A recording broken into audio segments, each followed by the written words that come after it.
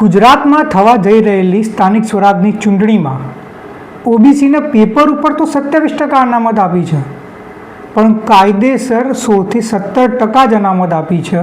અને આના કારણે 1000 એવી સીટો હતી કે જે ઓબીસી માટે અનામત હોવી જોઈતી હતી, પણ એ નથી. અને હું તમને તથ્યો, તર્ક અને પુરાવા સાથે કહી શકું છું. એટલે આ વિડીયોને ધ્યાનથી જોજો કે કઈ રીતે સરકારે ઓબીસીની જે અનામત હતી ચૂંટણીમાં એને ખોટી રીતે અમલ કરવાના કારણે ઓબીસી સમાજ જોડે ખૂબ મોટા પાયે અન્યાય થયો છે.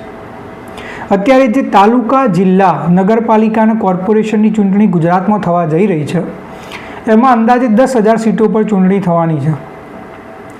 આમાંથી જો તમે 27% લેખે ગણો તો ઓબીસી માટે 2700 સીટો અનામત હોવી જોઈતી હતી, પણ ખાલી 1600 થી 1700 સીટો જ અનામત રાખવામાં આવી છે. એનું કારણ શું? તો જે નીતિ હતું એનું ખોટી રીતે અમલ કરવામાં આવ્યો છે. અને આ વસ્તુને જો તમારે સમજવી હોય તો તમે ધ્યાનથી આ જ્યારે તથ્યને પુરાવો જોશે ત્યારે તમને ખબર પડશે. તમે 3 કેસ યાદ રાખો સુપ્રીમ કોર્ટના. એક ઇન્દિરા સાવની કેસ, કે કૃષ્ણમૂર્તિ કેસ અને વિકાસ કૃષ્ણરાવ ગાવલી કેસ.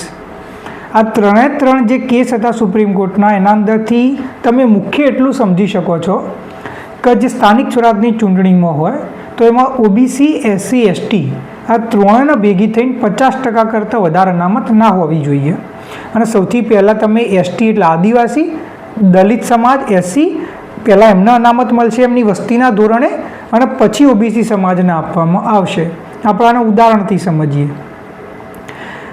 પંચમહાલના અંદર અંદાજે 40% લોકો આદિવાસી સમાજના હશે, તો એમને સ્થાનિક સ્વરાજમાં 40% સીટો અનામત મળી જશે. પછી 5% આપણે માની લઈએ દલિત સમાજના હશે તો 5% એમને અનામત મળી જશે. અને ત્યાં આગળ પંચમહાલમાં અંદાજે 35% લોકો ઓબીસી સમાજમાંથી આવે છે. પણ કારણ કે આદિવાસી સમાજની 40% અને દલિત સમાજની 5% થઈને પહેલાંથી જ 45% થઈ ગઈ હતી અનામત, એટલે ઓબીસી સમાજની વસ્તી 35% ભલે હોય પંચમહાલમાં, સરકારે 27%ની જોગવાઈ ભલે કરી હોય સ્થાનિક સ્વરાજની ચૂંટણીમાં ઓબીસી માટે, પણ પંચમહાલમાં ઓબીસી સમાજને ખાલી અને ખાલી 5% જ સીટોમાં અનામત મળશે. અને આ તો ખાલી પંચમહાલનું ઉદાહરણ આપ્યું. અરવલ્લી, મહીસાગર, છોટા ઉદેપુર, તાપી હોય, નર્મદા હોય, દાહોદ હોય, એ દરેક વિસ્તાર કે જે આગળ આદિવાસી સમાજની વસ્તી વધારે હોય કે દલિત સમાજની વસ્તી વધારે હોય, ત્યાં આગળ ઓબીસી સમાજને સીટો ઓછી મળશે જ. અને અત્યારે હાલથી ચાલતું જ આવતું હતું, આનો વાંધો નથી. પણ ઉદાહરણ આપણે બીજો લઈએ, બનાસકાંઠાનું.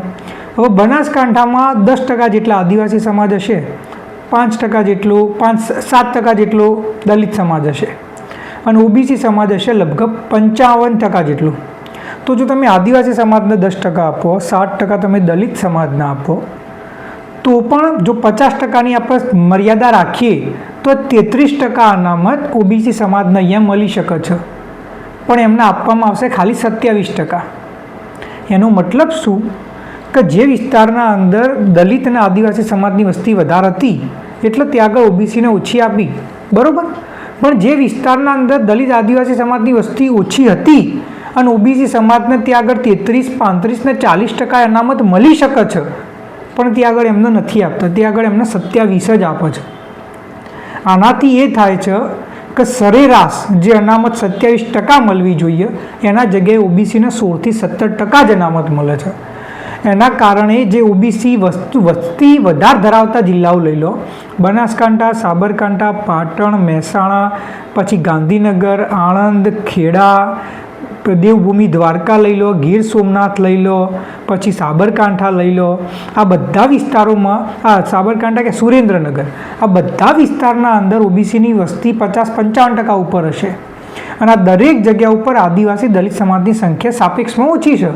તો અહીંયા આગળ ઓબીસીને 35-38% અનામતે મળી શકે સ્થાનિક સ્વરાજમાં, પણ એ નથી આપવામાં આવતી. કેમ નથી આપવામાં આવતી?